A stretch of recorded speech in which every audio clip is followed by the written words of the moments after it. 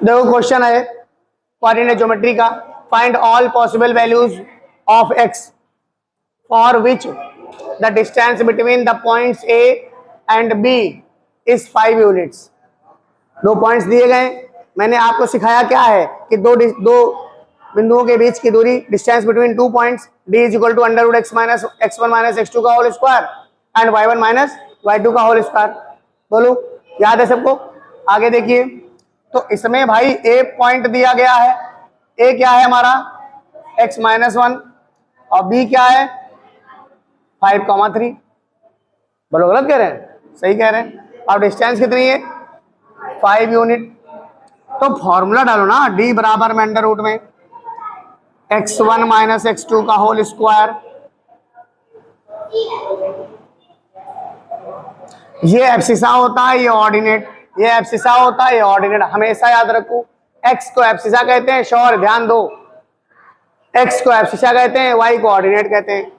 Plus y1 minus y2 का whole square, d की value put करो 5 हो जाएगा, बराबर में यहाँ क्या हो जाएगा मेरे बच्चों x माइनस 5 का होल स्क्वायर और प्लस में -1 माइनस 3 का होल स्क्वायर। अब देखो यहाँ पर 5 है, बराबर में अंडर रूट में x माइनस 5 का होल स्क्वायर हो जाएगा। यहाँ पर क्या हो जाएगा बच्चों 3 1 4, तो किसी का स्क्वायर माइनस होता नहीं है, तो 4 चौके 16 हो जाएगा। यहाँ पर स्क्वायरिंग बोथ साइड कर देंगे,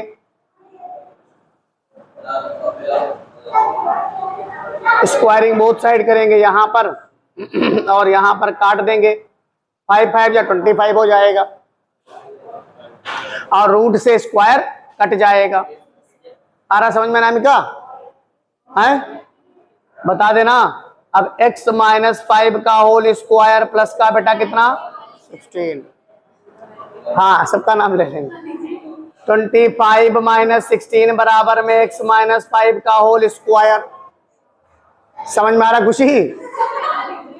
25 में से 16 गया, कितना बचेगा 9। ये क्या बचा x माइनस 5 का होल स्क्वायर।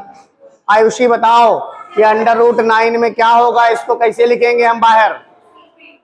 केवल 3 प्लस माइनस 3। कोई भी चीज अगर स्क्वायर रूट के बाहर आती है तो मानवी क्या होता है प्लस माइनस 3।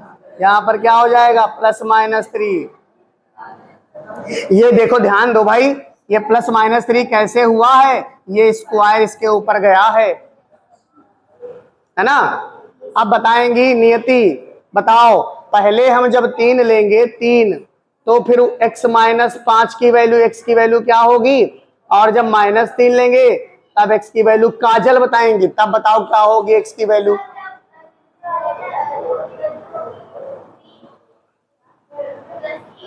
नहीं गलत बात देखो प्रतिभा, ये -3 है और ये +5 है, बराबर में x।